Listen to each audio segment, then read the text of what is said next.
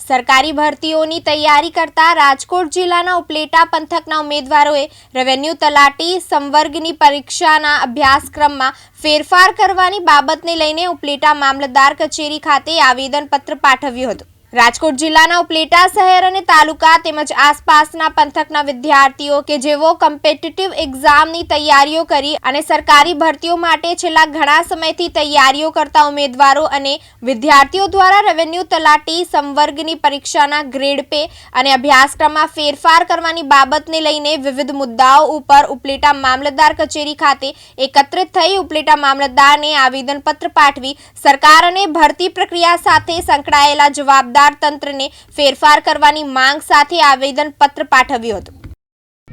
મારું નામ મિતેશ મકવાણા છે। અમે સ્વતંત્ર પરીક્ષાની તૈયારી કરતા ઉમેદવારો છીએ।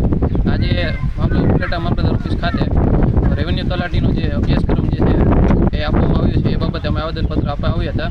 જેમાં ક્લાસ 3ની જે પરીક્ષા હોય એને ક્લાસ 1-2નો સિલેબસ આપેલો છે અને એમાં લેખિત પરીક્ષાનો કરેલો છે।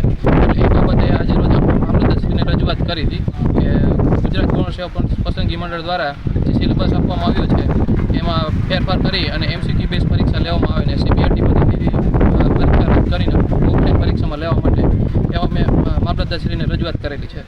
મારું નામ પાર્થ અશોકભાઈ ઠાકોદરા, ઉપલેટાથી અમે મામલતદાર કચેરીએ જે રેવન્યુ તલાટીનો જે સરકારશ્રીએ ગૌણ સેવા પસંદગી મંડળે જે સિલેબસ જે જાહેર કરેલો છે એના અમે વિરુદ્ધમાં અમે અરજી દેવા આવ્યા છીએ અહીંયા મામલતદાર શ્રીએ ઉપલેટા।